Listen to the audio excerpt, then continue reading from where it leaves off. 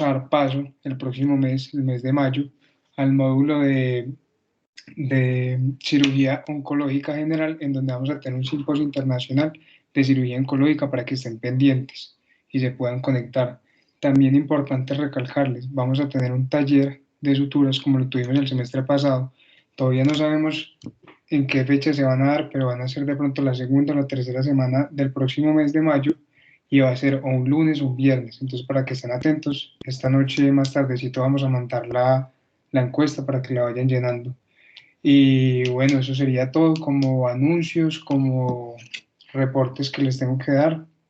Y ya le doy paso al doctor para que empiece la charla y podamos aprender un poco más de cirugía de mano.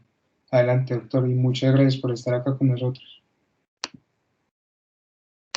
Bueno, muy buenas noches a todos. Muchas gracias por la invitación. Bueno, pues a mí me invitaron para hablar sobre cirugía de mano. Entonces voy a empezar compartiendo la pantalla y me van a decir si se ve todo. A ver. ¿Ahí están viendo la presentación? Sí. Sí, señor, perfecto. Listo. Bueno, cuando me invitaron a realizar esta charla, pues es como cuando le dicen, como en una entrevista de trabajo, como hable sobre usted. Y a uno se le ocurren muchas cosas, pero no sabe bien cómo organizarlo. Entonces, la idea es que primero, pues voy a empezar por presentarme. Yo soy cirujano plástico de la Fundación Universitaria de Ciencias de la Salud. Soy médico rosarista, medicina general la hice en el Rosario. Y también soy cirujano de mano de la misma institución, de la FUCS. Trabajo en estos sitios que aparecen ahí enfrente y soy miembro titular de la Asociación Colombiana de Cirugía de la Mano. Entonces, quise enfocar esta charla como para que ustedes, que pues la mayoría, según tengo entendido, son estudiantes internos, eh, conozcan más sobre la especialidad, porque es una especialidad que todo el mundo sabe que existe, pero que no muchos saben cuáles son las áreas y cuáles son los campos que ubica. Entonces, lo primero y con lo que vamos a empezar es con la historia. Es algo muy pequeño, no los voy a aburrir con esto, pero sí me gusta empezar en estas charlas con la historia porque muchos desconocen de dónde viene la cirugía de mano. La mayoría de médicos generales, de estudiantes y hasta los mismos ya especialistas creen que la cirugía de mano viene de la ortopedia. Y, y pues como se pueden dar cuenta, pues no es así del todo. Entonces, hay dos fases de la historia de la cirugía de mano. Está, pues, se divide generalmente en los libros y en los textos, en la etapa preguerra, fueron todos los avances, digamos que tecnológicos y de conocimiento que se generaron antes del siglo XIX. Para no aburrirlos con esto, la cirugía de mano lleva tiempo. La primera prótesis mecánica que se utilizó para una mano amputada la hizo Ambrosio Paré, que me imagino que la mayoría que está acá conocen quién es el doctor Ambrosio Paré. Los que no, es uno de los padres de la cirugía moderna, un cirujano francés. En el siglo XVI se inventó esta fotico que está aquí, esta primera prótesis mecánica para los pacientes que se quedaban sin manos por amputaciones. Generalmente, como recuerdan, a los ladrones les quitaban las manos cuando los robaban. Entonces, fue una de los inventos de este doctor. En 1833 se escribe el primer tratado de anatomía de cirugía de anatomía de la mano, lo cual era muy importante para esa época porque, como saben, la mano es una estructura supremamente compleja que tiene múltiples estructuras anatómicas dentro de sí y haberla descrito en el año 1833 era pues un gran logro. También estuvo el doctor Dupuytren, para los que no saben, describió una enfermedad que es muy común llamada por su mismo nombre. Y ya hacia el siglo XIX, los estudios de Valery, Ramón y Cajal, que me imagino que saben quién es, empezaron a mostrar estudios sobre la regeneración nerviosa y se tomaba el miembro superior como guía, ya que era una de las estructuras con más terminaciones y nervios que se puede encontrar.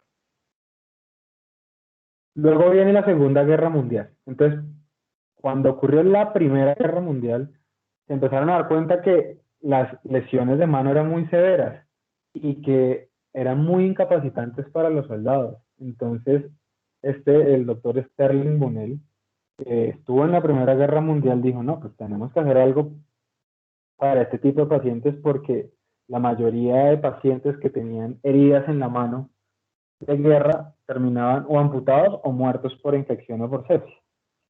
Entonces, Sterling Bunnell, que es conocido como el padre de la cirugía de la mano moderna, empieza a hacer los primeros avances sobre los tipos de reconstrucción. Sterling Bunnell era un cirujano general.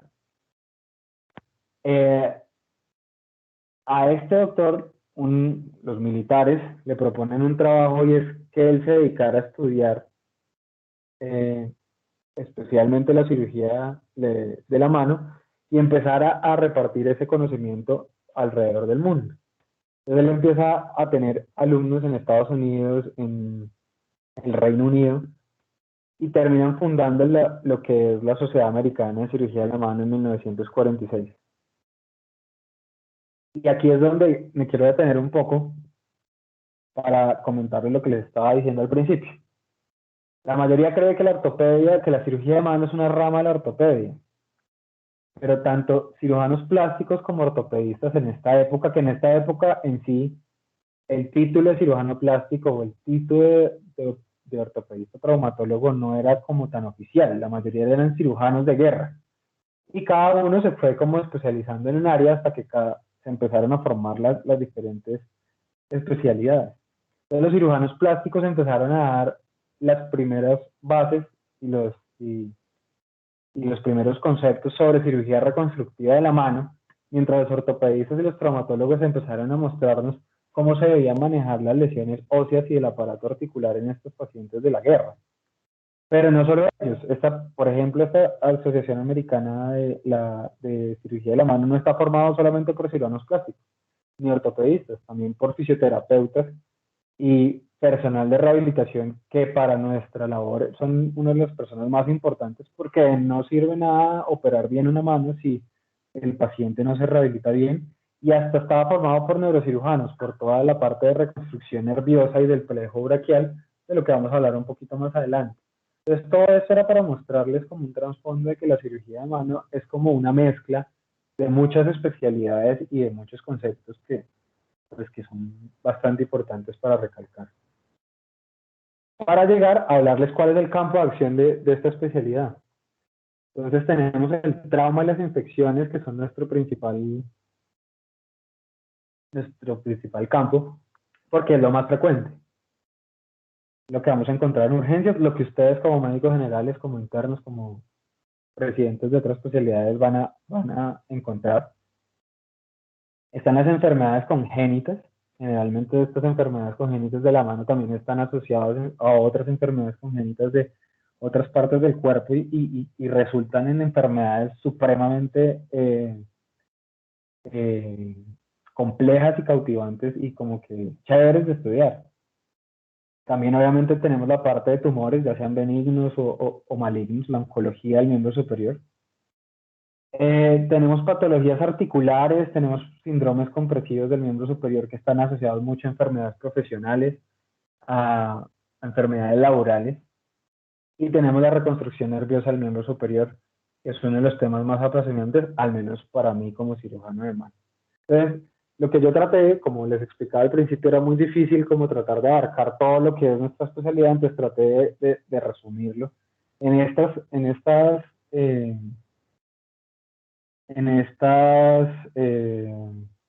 digamos que bases de la especialidad. Me voy a enfocar mucho más en el trauma y las infecciones porque es lo más frecuente, y la idea es hacerlo un poco como dinámico, que la gente no se aburra, sino les va a mostrar casos y les va a mostrar historias y les va a mostrar anécdotas que he tenido en lo que llevo de mi práctica personal en esta especialidad. Vamos a empezar por el trauma de las infecciones. Pues esta es la parte más importante, sobre todo para los estudiantes y medicina, porque es lo más frecuente, es lo que ustedes van a encontrar en urgencias. Y personalmente en los sitios donde trabajo, digamos que ahora en este momento, pues digamos que el personal de urgencias y los médicos generales ya están supremamente entrenados para hacer la atención inicial de estos pacientes, pero me pasó mucho que cuando empecé en estos sitios, la verdad no lo estaban. O sea, salen del pregrado con muchos huecos en el manejo de trauma, sobre todo de la mano. Entonces en el trauma tenemos fracturas, lesiones tendinosas, lesiones nerviosas, quemaduras, defectos de cobertura que generalmente están asociados a las anteriores, y dejé un apartado como un asterisco ahí aparte para hablar sobre las infecciones. Entonces, pues aquí vemos en la radiografía pues una fractura que pues eso le diagnostica a cualquier persona. Y la mayoría de médicos generales ve esto y lo que hace es pedir interconsulta a cirugía de la mano. Resulta que la mayoría, cuando se va a un rural, no tiene interconsulta a cirugía de la mano y al menos tiene que saber qué hay que hacer con este tipo de fracturas. Entonces, lo primero que uno tiene que evaluar cuando un paciente llega con un trauma de la extremidad del miembro superior es la perfusión. Si el miembro superior está perfundiendo, si le está llegando sangre de manera distal, si está sangrando mucho y hay que hacer un control de ese sangrado, y luego, después de estas dos, que son digamos que las cosas más críticas, evaluar cómo está de función, cómo está funcionando el aparato flexoextensor de la mano, la sensibilidad, y así hacer una historia completa con antecedentes. La historia de cirugía de mano es una historia muy sencilla, ustedes tienen que realizar unos antecedentes como en toda historia clínica, y es muy importante saber a qué se dedica la persona, qué hobbies tiene, porque uno puede ser, no sé, diseñador industrial, pero le gusta jugar rugby o le gusta tocar guitarra, entonces eso cambia un poco el aspecto, cómo se va a tratar al paciente. Entonces, para evaluar la perfusión, ¿qué hay que hacer? Lo más fácil del mundo y se los voy a mostrar en un video. Simplemente un video de llenado capilar. Es mirar en los dedos qué tan rápido está llenando la sangre a la punta de los dedos, que es un test de perfusión capilar. Si este se demora más de 2 a 3 segundos, pues está mal. Y hay que mirar por qué está mal. Esto es algo muy importante que les voy a mostrar. Se llama una férula en posición de seguridad. Entonces, cuando a usted le llega a un paciente por una fractura de radio, de falanges, con heridas que sospechen que haya lesiones de tendones, de lesiones de nervios, y no sepan qué ponerle, es esto. Entonces cogen, vendan al paciente, si tiene heridas, le ponen algún apósito y le ponen esta férula, en esta posición. En esta posición es la posición de seguridad donde las articulaciones van a quedar de una manera en donde no se va a acumular líquido y donde no va a haber un edema que después pueda llevar a un síndrome compartimental. Entonces, cuando ustedes no sepan qué hacer, pónganle esta férula que siempre les va a ir bien. Luego vamos a evaluar, después de la perfusión, vamos a evaluar primero la sensibilidad, que yo lo puse después. Y después. Bueno, la sensibilidad, ¿cómo se evalúa? Hacer un test de discriminación de 2 puntos. Entonces ustedes cogen unas agujitas o unos monofilamentos, o si no tienen, cogen de las agujas de insulina y van haciendo en cada dedo un test de discriminación de 2 puntos. Si el paciente puede discriminar la distancia entre 2 puntos, es que está bien. Si no, pues está mal. Entonces ahí vamos a hablar de que puede llegar a tener una función sensitiva. Esta sensibilidad la van a tener que evaluar antes de evaluar la función motora, porque para evaluar la función motora van a hacer esto, que es, tienen que bloquear o colocar anestésico al paciente. Todos los que hayan tenido una herida en un dedo saben lo doloroso que puede llegar a ser una herida en un dedo. Entonces no le pueden pedir a un paciente que lo ve mucho en urgencias, mueva el dedo, y el paciente está con un dolor ni el berraco y no puede moverlo del dolor. Entonces lo que uno hace, después de evaluar la sensibilidad, es colocar anestésico local con un bloqueo entre los dedos y evaluar la función de los dedos. Entonces, miren, acá tenemos un ejemplo de un paciente que tuvo una lesión con cuchillo y que tiene en el dedo medio una lesión tendinosa y en el dedo anular tiene una herida, pero el tendón no está dañado. Entonces, acá podemos ver bien cómo en el dedo medio el paciente no puede doblar la punta del dedo, pero en el cuarto dedo, en el dedo anular, sí lo puede hacer. Es muy importante que ustedes evalúen dedo por dedo y falange por falange. No me voy a detener en esto, pero uno tiene un tendón flexor profundo y un tendón flexor superficial. El profundo dobla la falange distal y el superficial dobla la falange proximal. Entonces hay que evaluar los dos para saber si está dañado. Aquí podemos ver en el video cómo la doctora se da cuenta que tiene una lesión del flexor profundo del tercer dedo. Y aquí lo reparamos. Esto es una reparación con una técnica anestésica que se llama Valand. Y Valand simplemente son las siglas para decir que se hizo con anestesia local y sin torniquete. Es una anestesia especial que nos sirve para estas lesiones tendinosas tratarlas y poder evaluar dentro de la cirugía, o sea, en el intraoperatorio, poder evaluar cómo nos quedó la reparación. Muchas veces si este paciente tiene una anestesia general, uno va a saber si la reparación quedó bien o mal ya en el posoperatorio cuando lo vea en el control. Entonces, aquí podemos ver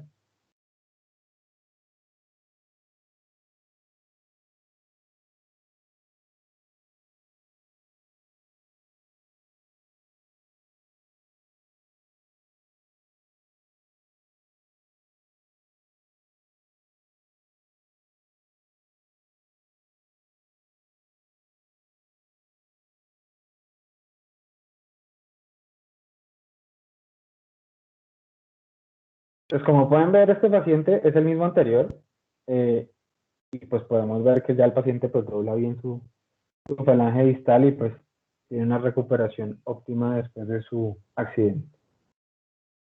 Entonces, lesiones nerviosas, a eso también nos dedicamos nosotros y es una de las partes más chéveres de la cirugía de mano para mí. La mano tiene tres nervios muy importantes que son el mediano, el radial y el cubital. Son los nervios que controlan los movimientos y la sensibilidad de la mano. Entonces, ya como les hablé, se hace un test de discriminación de 2 puntos y luego se evalúa la función motora con anestésico local. Aquí podemos ver un paciente que tuvo una herida por machete que tenía lesionado el nervio mediano.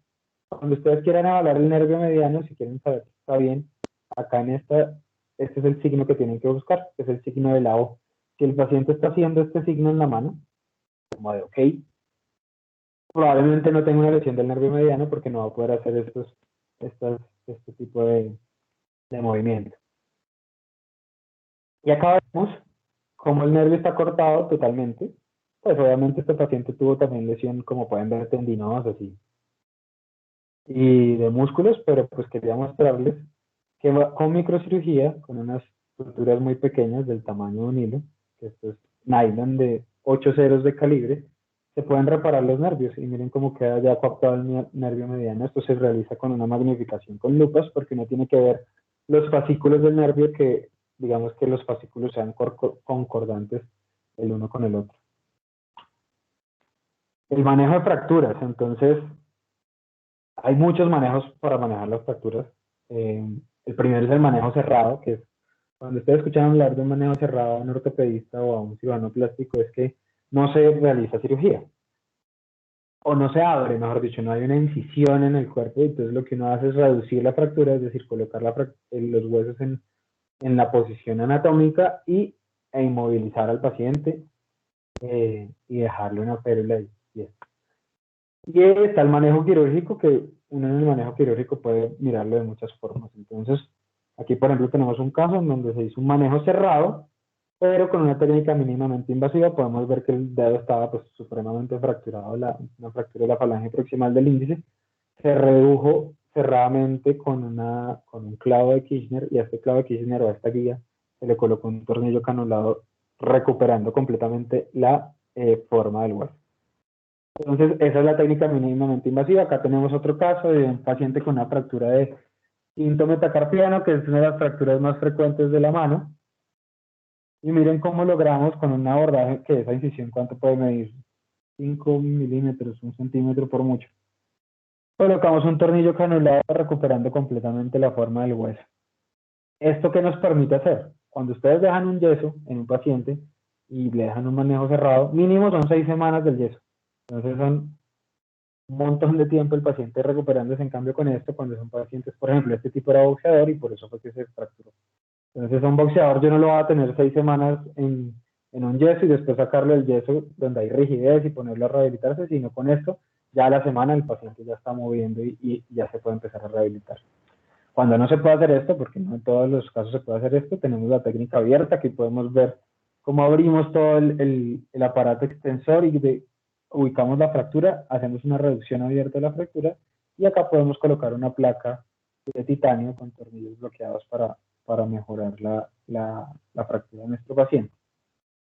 Y por último, la fijación externa, como lo han podido ver en casos de ortopedia, en otros tipos de trauma, que es cuando la cosa está ya muy grave. Por ejemplo, a este paciente le metieron un balazo ahí en el dedo, entonces hay pérdida ósea, como podemos ver, la piel está supremamente dañada, el tejido blando está supremamente dañado, entonces pues colocar una placa, unos tornillos, unos clavos en este hueso no se puede, entonces lo que se colocó fue un pintura externo. Entonces esto es básicamente lo que uno hace con las fracturas a manera quirúrgica. Y pues quería mostrarles un caso muy chévere porque envuelve todo lo que hace un cirujano de mano. Entonces, miren esto, terrible. Una herida por pulidora o molino o alguna de esas cosas con las que trabajan, nos llega muy frecuente estos accidentes laborales.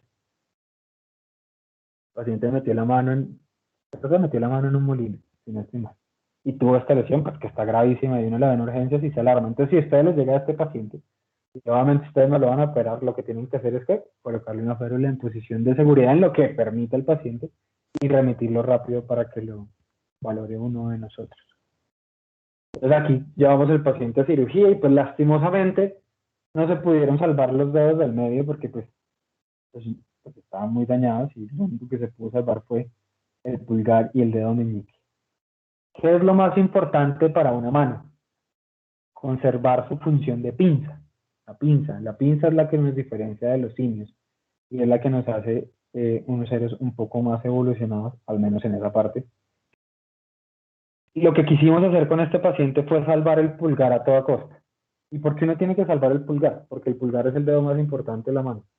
Entonces, porque es el que hace oposición. Como les digo, es lo que nos diferencia a los primates.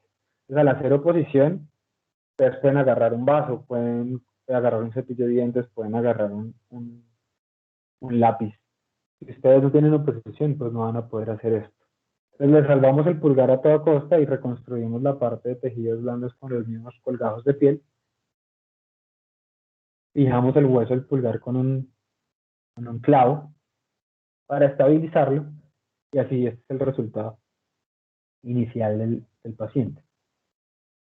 Luego el paciente presentó una necrosis de los colgajos, pues porque obviamente este tejido estaba muy dañado de la piel, entonces tocó pasarlo a un segundo tiempo quirúrgico, donde podemos ver en las fotos de arriba que se desbridó, se quitó todo el tejido muerto, y en las fotos de abajo podemos ver cómo se le realizó un colgajo local. Un colgajo es un fragmento de piel que se lleva a otro lado con su irrigación, para cubrir ese defecto que estaba en el pulgar. Se cogió y se volvió a pasar el clavo fijando el hueso, pero si ustedes ven detalladamente la radiografía, ven que hay un hueco, que hay un defecto óseo. Entonces eso, obviamente, en este tiempo no se puede realizar, porque no se puede reparar. Porque si uno se pone a hacer muchas cosas con estos dedos tan delicados, los dedos se pueden morir. Y acuérdense que la idea es salvar este pulgar. El colgajo que le hicimos lastimosamente se murió, porque obviamente lo tomamos de la piel que estaba alrededor, que estaba traumatizada. Era algo más o menos esperable, pero pues era la primera opción. Entonces, como podemos ver acá, el tejido está muerto, está negro.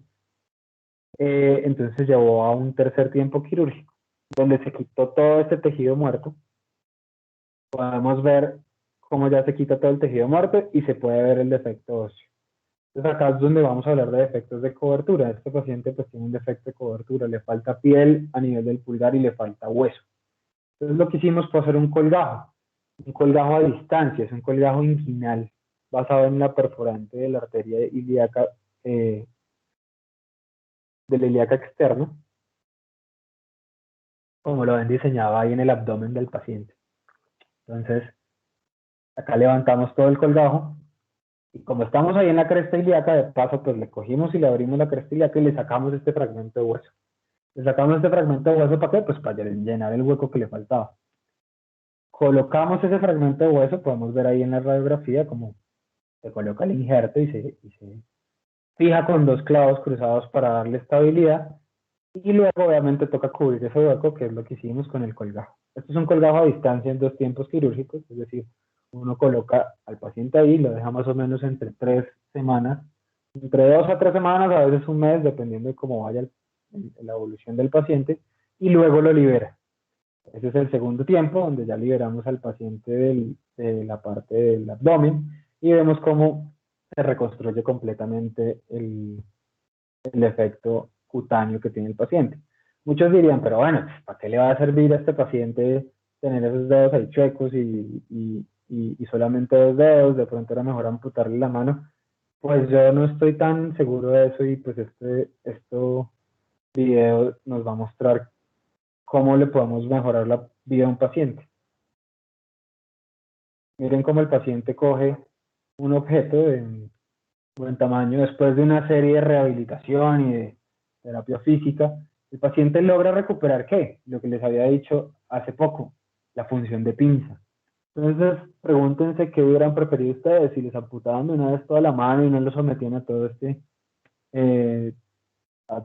cirugía y todo este trauma para recuperar esto, o si se le lucha hasta el final y lo logramos recuperar, como vemos acá el paciente ayudándose a quitarse el pantalón y a mostrarnos la cicatriz de donde le tomamos el colgajo con su otra mano, con su mano dañada. Entonces yo creo que sí vale la pena.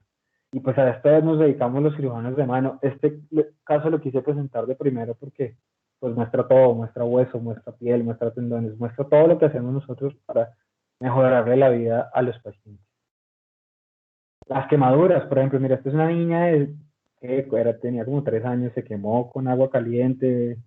Eh, el típico accidente de agua caliente, tuvo múltiples intervenciones, estuvo en la unidad de quemados, le colocaron injertos de piel y pues este fue el resultado, una deformidad de la mano en donde la niña pues prácticamente no puede hacer la pinza, porque miren cómo está el pulgar, o sea, el pulgar está en una muy mala posición.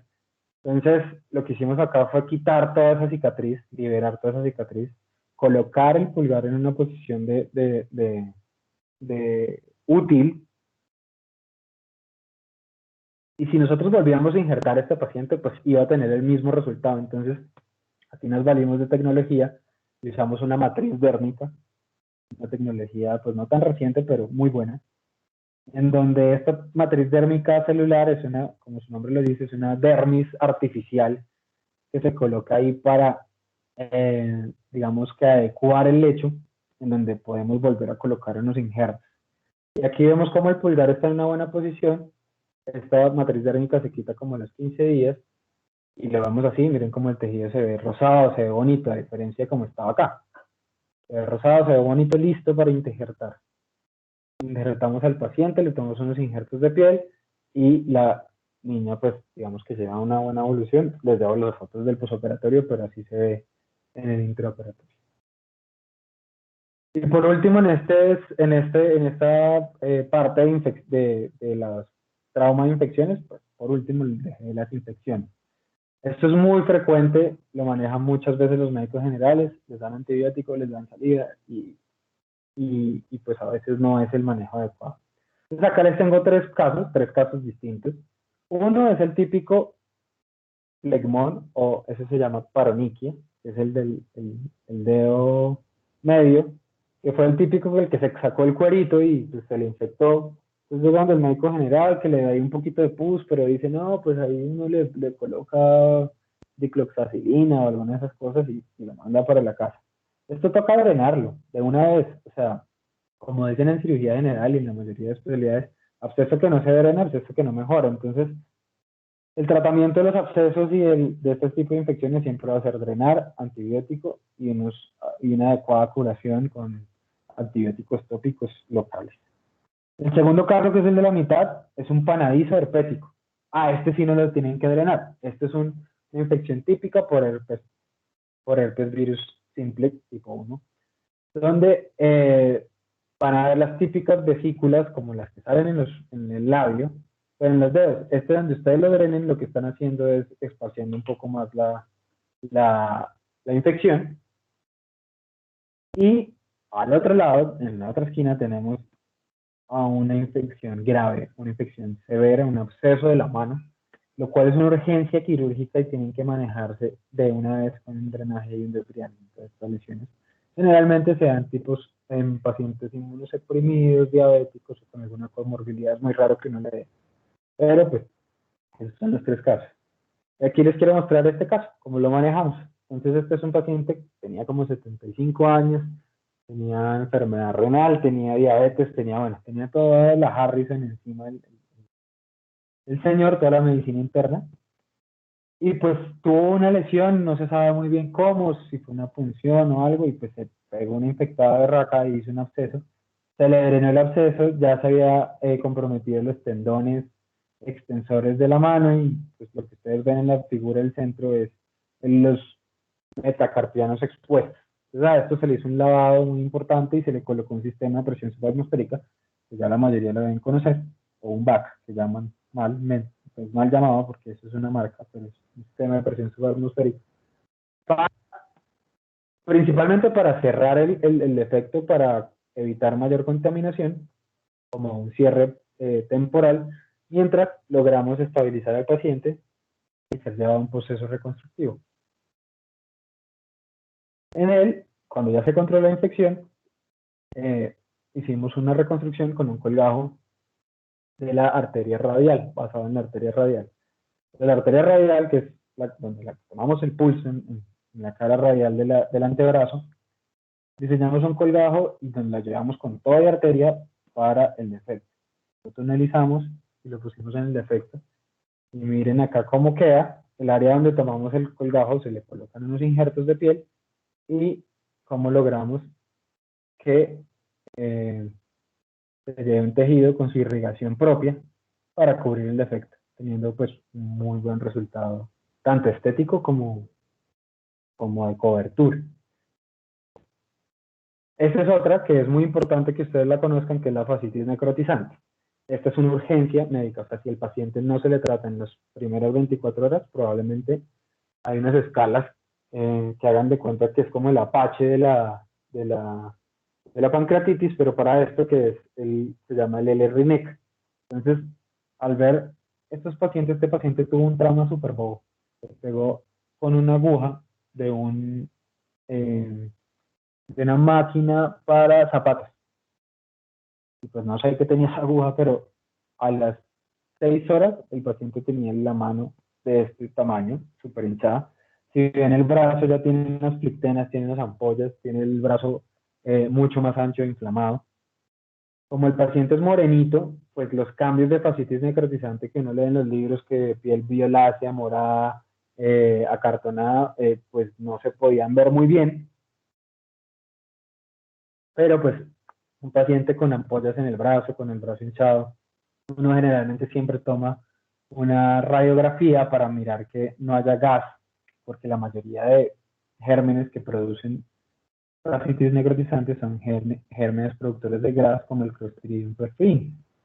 Entonces, pues, en este caso, no era productor de gas, me acuerdo que era un Staphylococcus aureus meticilino resistente, súper agresivo, porque esto fue en 6 horas.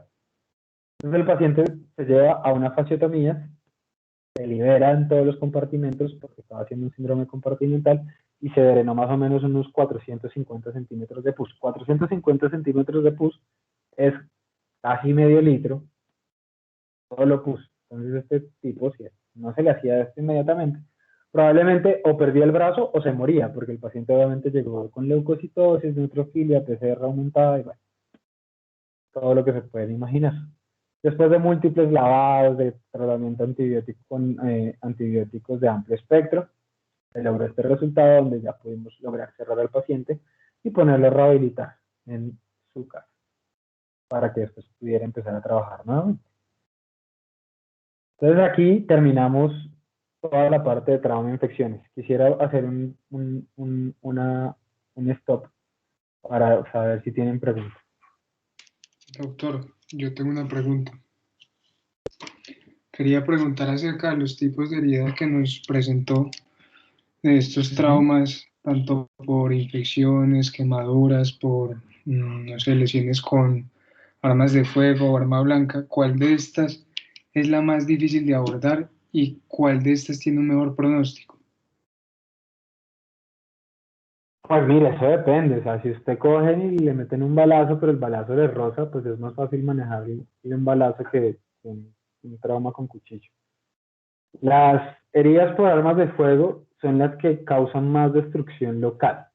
Es decir, cuando entra una herida por arma de fuego, destruye hueso, destruye piel, destruye tendones, destruye nervios, ahí como en el punto por donde entró la bala. Pero, por ejemplo, las quemaduras son supremamente incapacitantes, con alto riesgo de infección, con secuelas que pueden llegar a ser un poco más graves que las de un balazo. Entonces depende mucho del trauma o del tipo de trauma.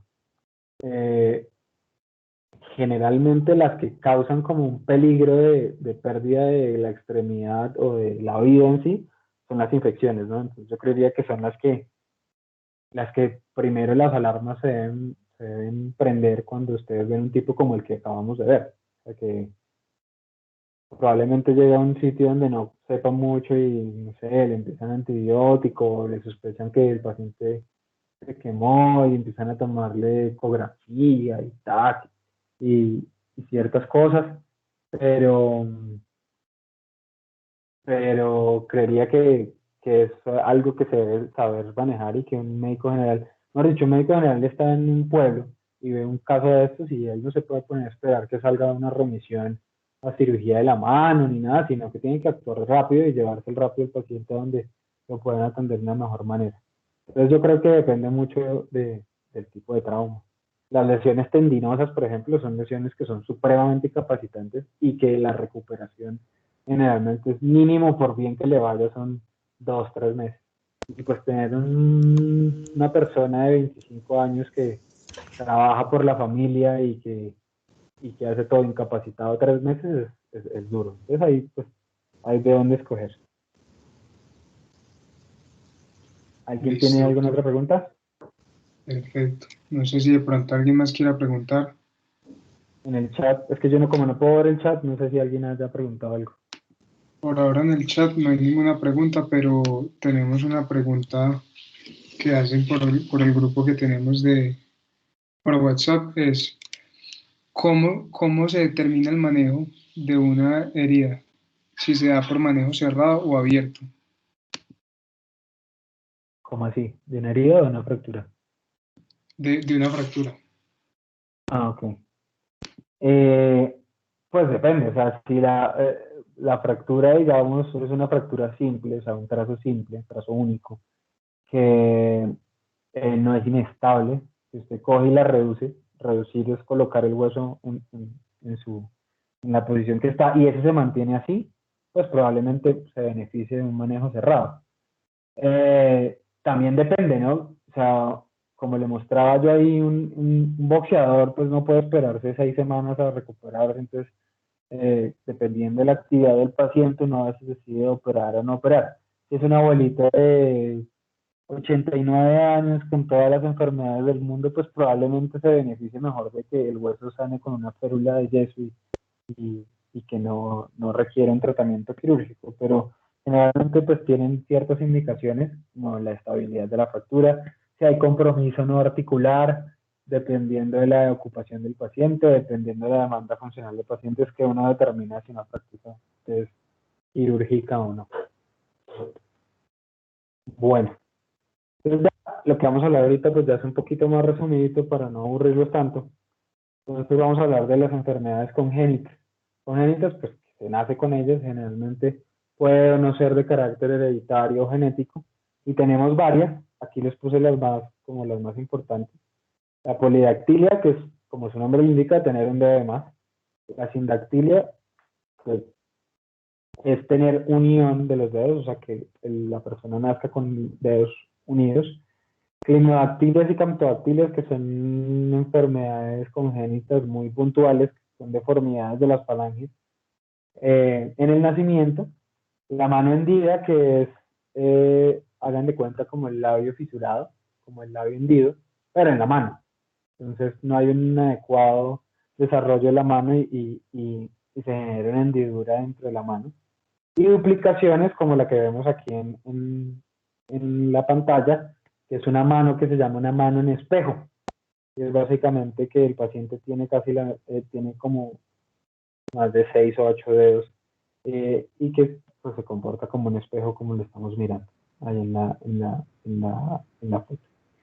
Entonces de esto les quiero hablar de algo muy puntual. Las más frecuentes son las polidactilias y se dividen en posaxial, que es hacia el lado del meñique, hacia el lado cubital de la mano, y la preaxial, que es hacia el lado radial, hacia el lado del pulgar.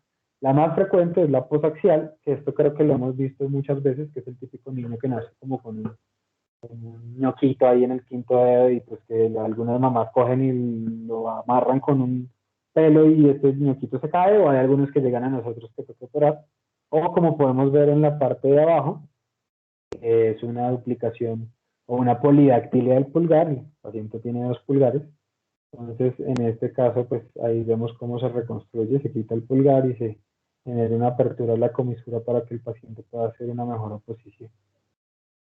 Están las sindactilias, que son los dedos unidos, que las dividimos en simples o complejas. Simples cuando solamente se unen del tejido blando, es decir, de la piel, y complejas cuando ya se unen de la piel, los nervios y los huesos. Generalmente estas sindactilias pueden estar asociadas a síndromes craneofaciales como el que vemos acá. Alguien que me diga, hay síndromes, creo que ya tuvieron charla de síndromes craneofaciales, ¿no? O de cirugía craneofacial. ¿Quién se anima?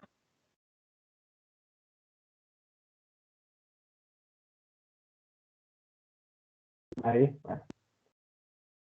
Este es el síndrome de Apert. Casi, Apert. Es muy parecido al Frisón, pero tiene otras características. Esto es un Apert. Un síndrome de Apert y estos niños pues tienen todas las características craneofaciales y además tienen alteraciones sindactilias tanto en los pies como en las manos. Y estos niños pues también se benefician de un tratamiento quirúrgico. Entonces miren esta niña que está ahí.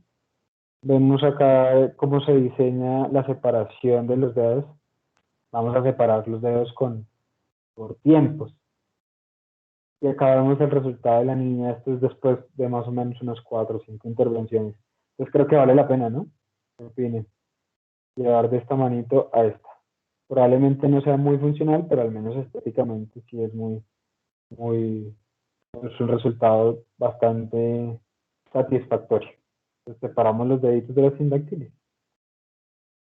Acá vemos arriba vemos una mano en espejo y acá en este video se les quise presentar, esto es una mano hendida o manito de cangrejo. Miren la funcionalidad de esta mano.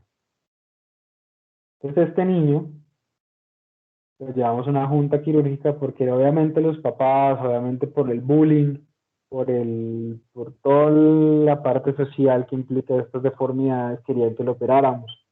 Si nosotros operábamos a este niño, lo que hacíamos era cerrarle esa hendidura. Y al cerrarle esa hendidura, el niño podía perder esta función de pinza. Entonces, por ejemplo, es un niño que idealmente no es candidato para cirugía por más feo que se vea. Entonces, esto lo quise traer para que ustedes sepan que muchas veces puede que sea muy feo, pero es muy funcional. Entonces, uno no se mete con lo funcional. En la mano prima la función antes de la estética. Obviamente, se trata de hacer de la manera más estética las cirugías, pero en la mano uno prefiere una mano fea que sirva a una mano bonita que no sirva para nada. Aquí le voy a hablar de 2 enfermedades, las enfermedades profesionales y los síndromes compresivos, porque son las áreas de la cirugía de la mano que digamos que son las más frecuentes. Y son todo lo que ustedes han escuchado hablar del síndrome del túnel del carpo, que es la compresión del nervio mediano a nivel del túnel del carpo. El síndrome del túnel cubital, que es la compresión del nervio cubital a nivel del codo. Y el síndrome del canal de Guyon, que es el síndrome de compresión del canal del nervio cubital, pero a nivel del canal de Guyon, que queda al lado del canal del túnel del carpo en la mano. Todas estas enfermedades pueden ser profesionales, están causadas por movimientos repetitivos y posiciones estáticas durante las labores, pero pues también puede causarse en cualquier tipo de persona. Son enfermedades supremamente incapacitantes que también tratamos los cirujanos de mano de manera tanto no quirúrgica como quirúrgica, y es lo que más operamos nosotros por fuera del trauma. Entonces, son enfermedades que incapacitan mucho a las personas y que requieren de un manejo por un especialista adecuado. No es mucho de que en los pueblos hay cirujanos plásticos, ortopedistas, que les toca hacer esto, pues porque no hay nadie más que lo hace, pero generalmente se prefiere que sea un cirujano de mano porque es una enfermedad que puede sonar, digamos que sencilla, pero su tratamiento puede llegar a ser un poco complejo y pues, se debe realizar de una manera muy bien hecha y con el entrenamiento adecuado. Se dan enfermedades como la tenosinovitis de Kerbein, que es la tendinitis del aparato extensor que va hacia el pulgar, del primer compartimento. Es una enfermedad muy dolorosa, también asociada ahorita. Vemos mucha tenosinovitis de Kerbein por el uso desmesurado de los celulares y del WhatsApp y de las tablets, porque siempre se coloca el pulgar de una mala posición y pues podemos como esto ha traído un aumento de esta enfermedad en estos últimos años. Y el dedo en gatillo, que es básicamente el atrapamiento del tendón flexor de cualquiera de los dedos, cuando transcurre, lo que genera que el dedo se quede quieto en una posición de gatillo, como si uno estuviera disparando una pistola, en una flexión forzada. Entonces, todas estas enfermedades son la parte, digamos, que como de consulta externa, como de tratamiento ambulatorio que vemos los cirujanos de mano en general. Pues también quería mostrárselos para que supieran que nosotros somos los cirujanos que manejamos este tipo de enfermedades. No siempre son quirúrgicas, ¿no? Hay manejos con terapias de reeducación sensorial, con infiltraciones de corticosteroides, con manejos antiinflamatorios, uso de férulas. Cuando todo esto falla, pues se entra a realizar un tratamiento quirúrgico de estas enfermedades. Vamos entonces, ya estamos casi terminando, vamos a hablar de los tumores. Los tumores, como en toda el área, se dividen en benignos y malignos. Entonces vamos a hablar de los benignos. Los benignos los más frecuentes en la mano son los gangliones y los lipomas, que son tumores de grasa, o gangliones, que son tumores formados de líquido sinovial, que son quistes generalmente, son los más frecuentes, pero también encontramos otros tumores como los granulomas o tumores asociados a vasos, como los hemangiomas, o los tumores asociados a los nervios, como los schwannomas. Y para esto les quería mostrar un caso muy interesante que operamos hace como 2 años en el hospital de San José. Es un tumor vascular, un hemangioma, que comprometía. Muchos de los tumores benignos se operan porque tienen un comportamiento maligno, es decir, no son cáncer, pero por ejemplo esta niña que tiene 14 años tenía un tumor que llevaba 2 años de crecimiento y miren ya por dónde iba. En la mayoría de sitios donde había consultado le habían dicho que era para amputación, pero pues quisimos darle un chance reconstructivo antes de amputarlo. Claro que sí, es uno de los desenlaces más probables en este tipo de tumores, pero pues quisimos darle un chance pues porque era muy joven. Entonces hicimos una resección completa del tumor. Esa resección tuvo un compromiso, el tumor era dependiente, por eso es que los dedos tienen 2 arterias principales, 2 arterias colaterales, una cubital y una radial. El tumor era un hemangioma que salía de la arteria colateral radial, entonces tocó quitar la arteria colateral radial. Entonces, si podemos ver en el cauchito de ese rojo, que es un vessel loop, que está jalando la arteria colateral cubital, que con microcirugía pues tratamos de conservar para que se diera una irrigación del dedo. Si esta arteria se perdía, pues ya tocaba amputar el dedo porque ya no tenía irrigación. Entonces podemos ver cómo queda todo el defecto, y pues obviamente el hueso está expuesto, los tendones están expuestos, y entonces obviamente esto no toca hacer una reconstrucción con un colgajo de piel. Entonces, ¿de dónde tomamos ese colgajo? Entonces vemos acá el pie. Entonces es un colgajo basado en la arteria dorsal pedia, un colgajo microvascular, es decir, se lleva el tejido con arteria, vena, nervio, lo que quiera que nos lleve, y lo conecta al otro lado con técnica microvascular, con microscopio y suturas muy pequeñas como lo que hemos visto en la reparación del nervio mediano, y se conecta a esas arterias, se anastomosan para que lleve la irrigación a ese colgajo de pie. Entonces tomamos la arteria dorsalpedia con la vena dorsalpedia, que es lo que vemos en la foto de la mitad, también jalado con un vessel loop, es lo que uno llama el pedículo del colgajo. Y ahí vemos ya después de haber quitado todo el colgajo, de haber separado el colgajo haber ligado la arteria, cortado la arteria y la vena, y se lleva a la mano. Y acá conectamos ese colgajo a la mano. No se alcanza a ver tanto, pero en la primera imagen, si ven, hay una herida en el dorso de la mano, así en la muñeca. Ahí se disecó la arteria radial y se conectó el colgajo de la arteria dorsal pedia a la arteria radial, cubriendo completamente el dedo. Y miren cómo el dedo está rosadito, que le está llegando sangrecita. Entonces, esta es una reconstrucción satisfactoria de este paciente. Al año la volvimos a ver y el tumor no había recaído, que son los riesgos de este tipo de tumor. Y este es el área donante, donde le colocamos un injerto de piel para reconstruir de donde tomamos el defecto.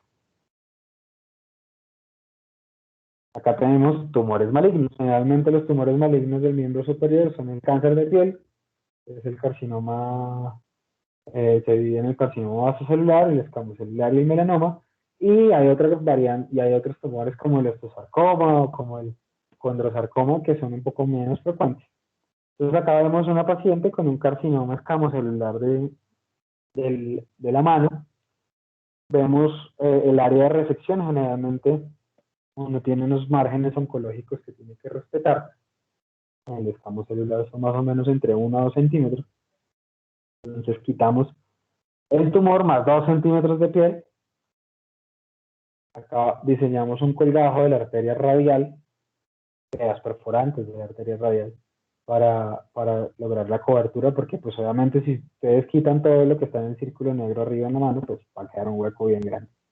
Y ese es el defecto de cobertura que logramos tener después de la resección. Y aquí tomamos un colgajo radial, donde vemos acá, no sé si alcanzan a ver, pero en toda la muñeca del paciente se ve la arteria radial como va llegando a la piel del colgajo.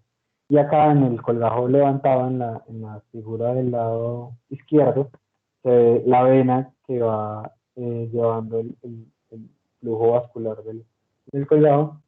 Acá vemos en el centro la pieza de patología, la cual se tiene que marcar para saber cuáles son los márgenes, para que el patólogo nos reporte si se quitó o no se quitó todo el tumor.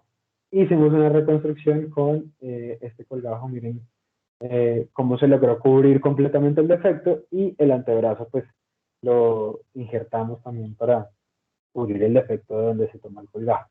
Entonces, la paciente más o menos al mes, todavía ahí ven algunas costras, algunas áreas, ustedes ven el colgajo como muy inflado, parece como hinchado, como que dirían como, uy, pero se quedó como bien gordito.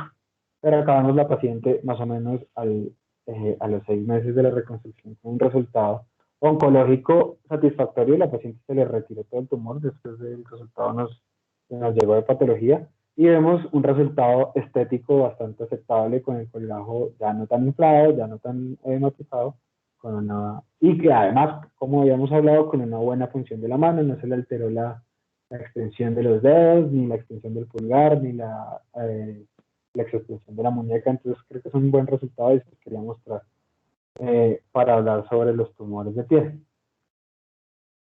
La patología articular, de la patología articular les voy a nombrar algo muy pequeño, y es algo que se está haciendo ya en los últimos 10, 15 años, que es la artroscopia de las articulaciones de la mano. La artroscopia, aquí pues estamos viendo, ahí está todo mi equipo quirúrgico realizando una artroscopia en un paciente. Sirve para manejo de las fracturas, para asistencia a fracturas. Se han mejorado mucho los resultados en el manejo de fracturas de radio distal, en fracturas del carpo, en fracturas de falanges, en fracturas, por ejemplo, del primer metacarpiano, el pulgar, con el uso de la artroscopia. También podemos hacer resección de tumores como los gangliones a través de artroscopia para no tener abordajes tan grandes que lleven a cicatrices y adherencias. Las lesiones ligamentarias son mucho más fáciles de tratar con artroscopia que de manera abierta, porque de manera abierta no causa mucho daño solamente con el abordaje. Para los que no saben, hay una estructura muy importante en la muñeca que se llama el fibrocartílago triangular. El fibrocartílago triangular se maneja casi ahorita en esta última década. Básicamente, hacer una cirugía abierta de fibrocartílago triangular es como hacer una cirugía de meniscos en rodillas abiertas. Eso ya no ni se piensa. Entonces, para artrodesis, que es unión de los huesos, y como estudio diagnóstico, a veces muchos pacientes tienen dolores crónicos de las muñecas que pueden llevar a incapacidad, entonces podemos usar la artroscopia como una artroscopia diagnóstica. Les quería mostrar acá un caso de una fractura. El paciente tiene una fractura de radio distal, una fractura que vemos está comprometiendo la articulación radiocarpiana, y además tiene una fractura del gancho del ganchoso, del amate. El amate es hueso que tiene un gancho y por eso se llama ganchoso, que tiene una fractura de este área y si uno no la trata en este caso, puede llevar a mala unión o una unión del hueso y a dolor crónico. Y acá podemos ver tanto la fractura del amate, del ganchoso, como la fractura interarticular del radio distal. Entonces, lo que hicimos, miren, este es el ganchoso, ahí está el amate con su gancho. Y acá vemos la artroscopia, como se puede observar la articulación de una manera directa, y ahí podemos manipular la articulación, verificar que haya una reducción adecuada, verificar que no haya ningún tornillo dentro de la articulación, verificar el fibrocartílago triangular, verificar los ligamentos de la muñeca, que muchas veces en estas fracturas pueden estar lesionados. Y acá vemos cómo está solucionada la fractura con una placa de radio distal. Logramos, miren cómo mejora la articulación del radio y también el tornillo arriba que logramos fijar el gancho de la mata, teniendo un resultado muy, muy óptimo. Este paciente con esta cirugía a la semana ya se empieza a mover y a rehabilitar. Entonces, la artroscopia es algo que tanto los cirujanos plásticos como los cirujanos ortopedistas que están entrenados en cirugía de mano realizamos para el manejo de todo este tipo de patologías.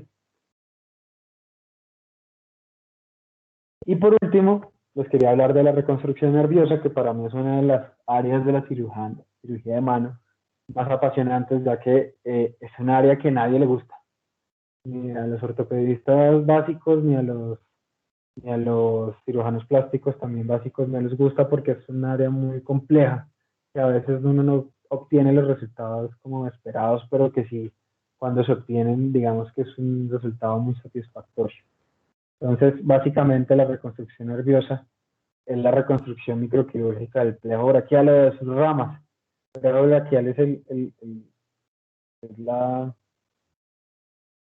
alma de la mano. De ahí salen los nervios de las raíces de C5 a C1. En la columna salen todos los nervios que van a controlar el miembro superior. Los nervios principales como el mediano, el músculo cutáneo, el radial, el cubital, el axilar. Y estas lesiones son más frecuentes de lo que la gente cree y pasan a veces desapercibidas. O no es que pasen desapercibidas, de hecho son muy obvias, porque cuando un paciente tiene una lesión del plejo braquial, básicamente, cuando por ejemplo es una lesión completa, básicamente el miembro superior queda congelado. Entonces, queda congelado, es decir, no se mueve. Entonces,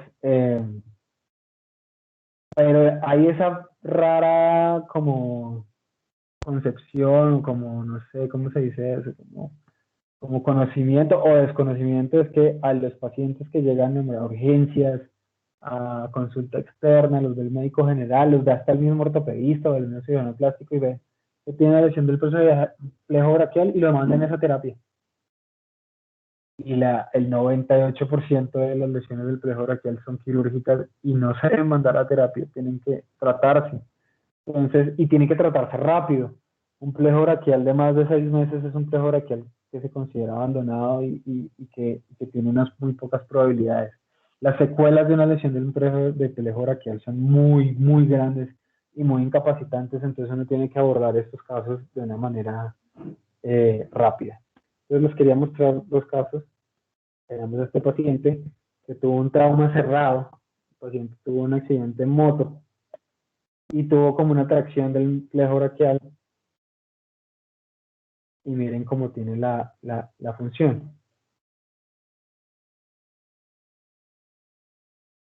El paciente básicamente no puede ni alzar el hombro ni flexionar el codo. Entonces, creo que el video pues fue como muy lento. Ahí está, tiene movimientos pasivos completos, pero ve, lo sueltan y el paciente no puede mover ni el codo ni el hombro. Entonces, hicimos una reconstrucción. Acá vemos la lesión de las raíces de C5 y C6 que están dañadas. Hicimos una reconstrucción microquirúrgica del plejo braquial. Cogimos las ramas que van, una rama que va al nervio del espinal accesorio, del par craneal, que va hacia el trapecio, y la tomamos para llevarle inervación a estas ramas lesionadas. Acá vemos cómo se hace, eso se llama una transferencia nerviosa, se transfiere un nervio que va hacia el músculo para otro nervio de distinto efector. Y acá vemos cómo hicimos varias neurotizaciones o transferencias nerviosas para recuperar al menos algo de la movilidad. Y acá vemos al paciente un año después de la cirugía, donde pues obviamente no es un resultado completamente satisfactorio, pero miren lo que logramos, miren el hombro hasta donde llega y miren la flexión del codo. El paciente ya con esto se puede desabotonar su camisa, se puede quitar la correa, se puede cambiar, se puede vestir. Entonces le podemos mejorar mucho la vida a los pacientes con este tipo de cirugía. Acá tenemos un caso de esos de los que uno nunca quiere que llegue, un paciente ya con una lesión de 2 años de evolución, visto hasta por un neurocirujano que cogió y lo mandó a terapia, y 2 años después se dio cuenta que venía a servir. Este paciente, mire, no mueve absolutamente nada el brazo. Mueve el hombro, pero no puede alzarlo. Miren la atrofia tan importante del brazo, del deltoides. Miren la parte de la espalda cómo se pierde toda la musculatura. Este tipo tiene que 22 años, 23 años. Entonces estas lesiones son supremamente difíciles de tratar y hay que tratarlas rápido, y muchas veces los médicos generales son los que tienen que diagnosticarlas en urgencias y básicamente mandárnoslas rapidísimo a nosotros para que nosotros podamos actuar rápido. En este paciente ya como los nervios ya están dañados, pues después de 2 años de estar inutilizados, pues los nervios ya dejan de funcionar.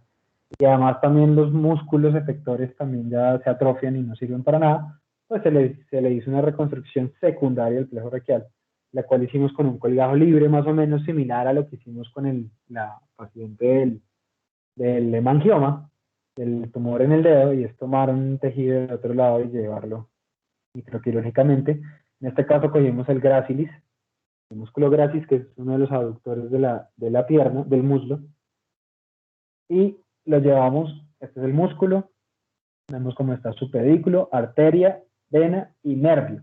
Se toma el nervio obturador, que es el nervio que va a inervar el gracilis, y este nervio se va a conectar a uno de los nervios que están todavía útiles en el cuello.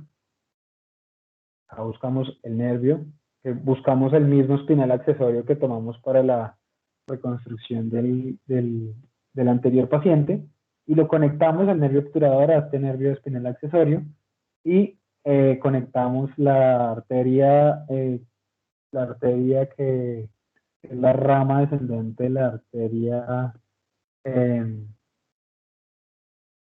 arteria femoral superficial lateral, la rama de la arteria femoral superficial lateral, medial, perdón, que va a ser la que va a irrigar al gracilis, y la conectamos a la arteria cervical transversa del cuello para darle la irrigación a este músculo, y este músculo se tuneliza y se fija en el bíceps braquial, para que el paciente pueda lograr una flexión del codo. Este es un procedimiento que se utiliza para recuperar la flexión del codo. Acá vemos cómo terminamos el procedimiento. Se le deja esta isla de piel para monitorizar que el colgajo esté vivo, que le esté llegando sangre, que no haya trombosis de las arterias y de las venas que conectamos. Y este pues es un caso un poquito más, obviamente es mucho más complejo y todavía estamos en proceso de recuperación del paciente, pero miren ya lo que logramos eh, con, un, con un tiempo inicial. Ya el paciente está logrando flexionar algo del codo y pues la idea es que él logre flexionarlo un poco más para que no ande colgando con el brazo para todos lados. Entonces, por último, quería decirles que la cirugía de manos es como todas las especialidades de la medicina, requiere un trabajo multidisciplinario. Nosotros no hacemos todo solo. Somos muy dependientes del manejo inicial de los pacientes, que es el del médico general o el emergenciólogo en las salas de urgencias. Somos muy dependientes del trabajo de los otros colegas, de los cirujanos plásticos y ortopedistas que nos remiten los pacientes, que también les hacen una valoración inicial. No en todas las instituciones del país, y pues menos ni de Bogotá, ni mucho menos de las ciudades intermedias o pueblos pequeños hay un cirujano de mano. Entonces muchas veces los cirujanos plásticos y los ortopedistas son como la segunda línea que nos van a indicar y nos van a enviar a los pacientes. Es súper importante el personal de fisioterapia y rehabilitación porque de esto, como les explicaba al principio en nuestro trabajo, si no es por ellos, pues no va a servir para nada porque el paciente no sabe recuperar. Los fisiatras, la parte de salud mental, psicología, psiquiatría, pues imagínense el paciente que hicimos de la amputación de los dedos, que quedó con 2 deditos que mostraba al principio de la presentación, sin un manejo adecuado por parte de salud mental. O sea, esto es un trauma y las incapacidades de las manos son cosas que de verdad afectan demasiado a los pacientes. Pacientes, por ejemplo, que toda la vida han sido independientes y ahora empiezan a depender de sus familiares o de sus amigos o de o de los vecinos para poder hacer las actividades que antes les parecían tan fáciles de hacer. Y pues el personal de medicina laboral, salud ocupacional, que son los que nos ayudan a ubicar a estos pacientes en su trabajo, ayudarles a retomar una vida lo más normal que se pueda después de una lesión de estas y de un trauma de estos que están pues, tan devastador para los pacientes. Pues todo esto ha hecho que yo pues me haya dedicado a la cirugía de mano. No es lo único que hago, yo también hago reconstructiva de plástica y estética, también hago bastante estética, pero la cirugía de mano es una de mis pasiones porque si ustedes se dan cuenta, abarca todo lo que representa la cirugía plástica. Huesos, tendones, nervios, defectos de cobertura, cáncer, pues es un área muy, muy, muy grande y pues es una de las estructuras más complejas de la mano. Entonces por eso Ernst Fischer decía que la mano es el verdadero órgano de la civilización porque es el iniciador de la evolución humana. Entonces muchas gracias por su atención. Yo espero que no los haya aburrido y que la charla no haya sido muy larga, que haya servido para que ustedes más o menos tengan como una dimensión o como un conocimiento básico de lo que hacemos nosotros y lo importante de lo que hacemos y que, y que no solo lo hacemos nosotros, sino que también necesitamos la ayuda de todos ustedes y de otras especialidades para poder ejercer esta labor. Si tienen preguntas, pues estoy abierto a responderlas. Listo, doctor. Primero que nada, muchas gracias. En verdad, la charla demasiado enriquecedora, muy, muy interesante.